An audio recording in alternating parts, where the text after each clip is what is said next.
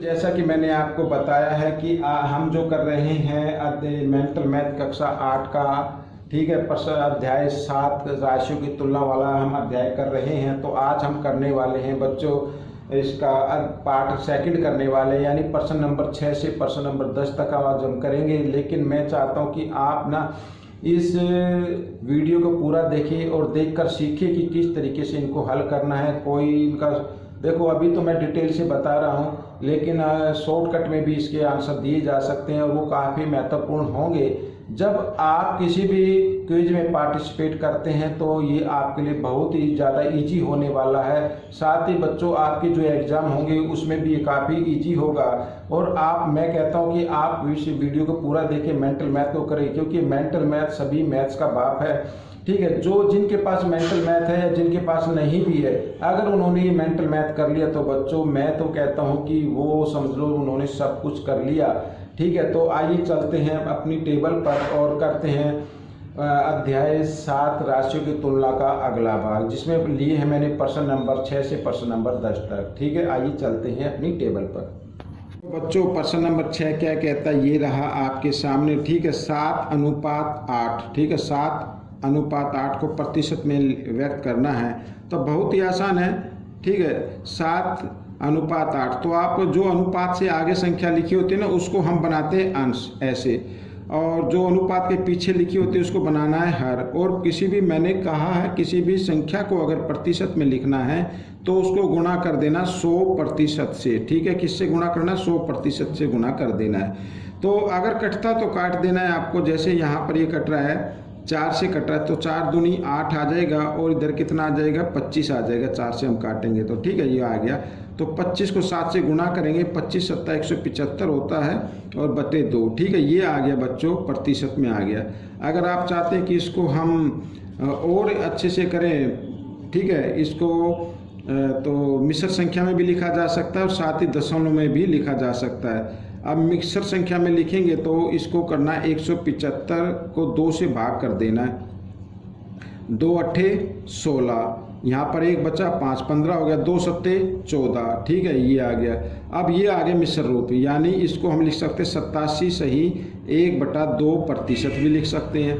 अगर आप चाहते हैं भाई, ये भी आपका आंसर है, ये भी आपका आंसर है। अगर आप चाहते हैं कि इसको दशमलव में लिखना तो दशमलव में भी लिखा जा सकता है। ठीक है, अब आपको क्या करना पड़ेगा, यहाँ तक तो किया, तो आगे कोई अंक नहीं है तो दशमलव लगा के एक 0 उतार लीजिए। ठीक है, 2 पंजे 10, इस तरीके से तो ये पूरा आ जाएगा 87.5%। ऐसे भी आप इसको लिख सकते हैं।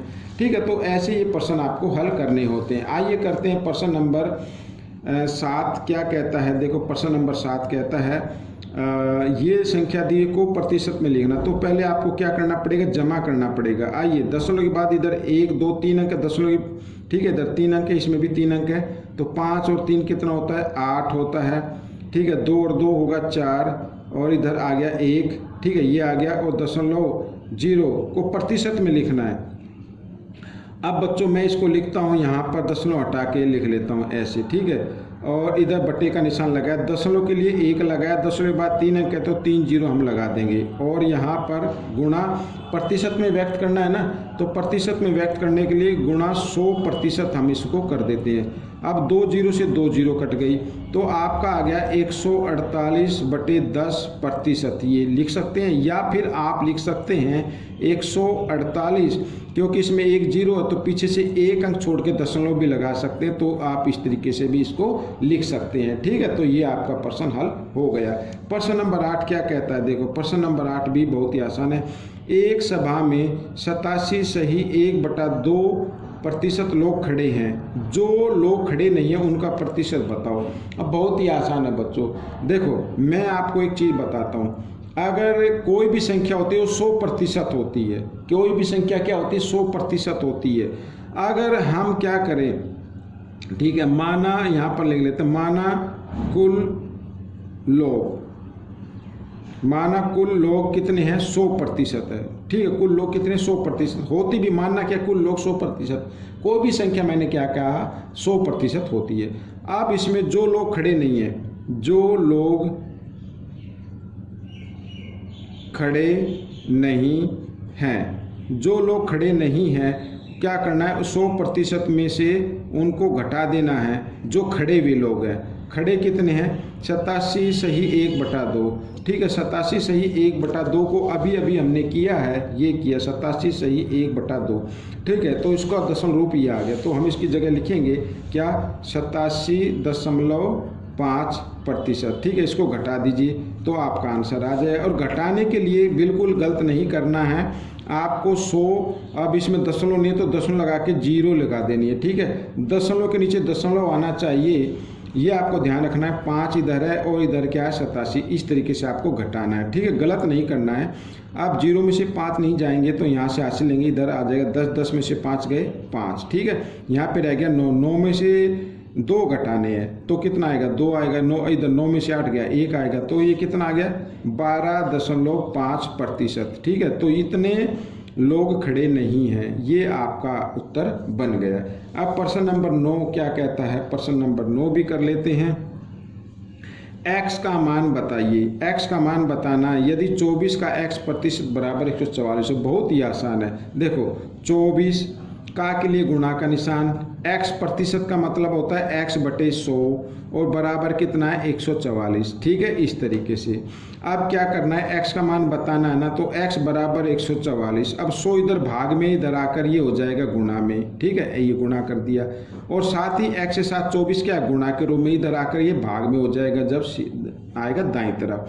ठीक है, तो 24 से हम इसको काट देते हैं तो 24 छिक्का 144 होता है, 6 चौक 24 का 4 का हासिल 2, 6 दूनी 12 और 2 14। ठीक है, तो ये कट गया किस पे, 6 पे कट गया।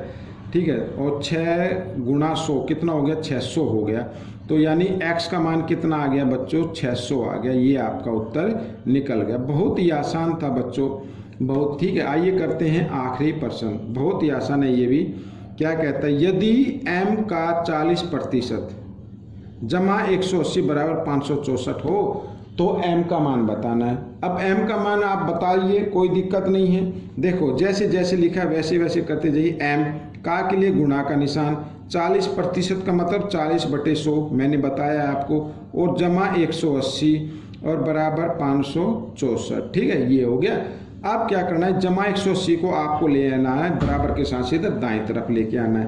तो इधर 1 0 से 1 0 काट दो, तो यहाँ पे क्या बचा, 4m/10 हो गया। ठीक है, और बराबर 564 और घटा 180 ऐसे आ गया। अब घटा लीजिए कितना आता है, तो 4 का 4 आ जाएगा, 6 में से 8 नहीं जा सकते, हासिल लेंगे, 16 में से 8 गए 8 आ गया। ठीक है, यहाँ पे रह गया 4, 4 में से गया 3 आ गया, 384 आ गया। अब आपको निकालना है m का मान। ठीक है, तो 384। अब 10 इधर भाग में बराबर के साथ इधर लेके आएंगे तो गुणा में हो जाएगा, ये गुणा कर दिया। 4 इधर गुणा में तो इधर आकर ये भाग में आ जाएगा, ये मैंने भाग के रूप में लिख दिया। अब आप इसको कर लीजिए भाग 384 को 4 से, 4 एकम 4, 4 अट्ठे 4 निम 36। ठीक है, 2 बच गया और 4 4 छिक 24 ये आ गया। तो 96 को 10 से गुणा करेंगे तो 960 आ जाएगा। ये आपका उत्तर बन गया। तो इस तरीके से ये भाग भी पूरा हो गया है। हालांकि ये 10 मिनट से छोटा है, कोई दिक्कत नहीं है। ठीक है, लेकिन आप वीडियो को पूरा देखिए, देखकर प्रैक्टिस जरूर करें ताकि आपकी आने वाले एग्जाम में अच्छी रैंक आए, अच्छे मार्क्स आए। ठीक है, मिलेंगे अब हम अगले भाग में, तब तक के लिए धन्यवाद।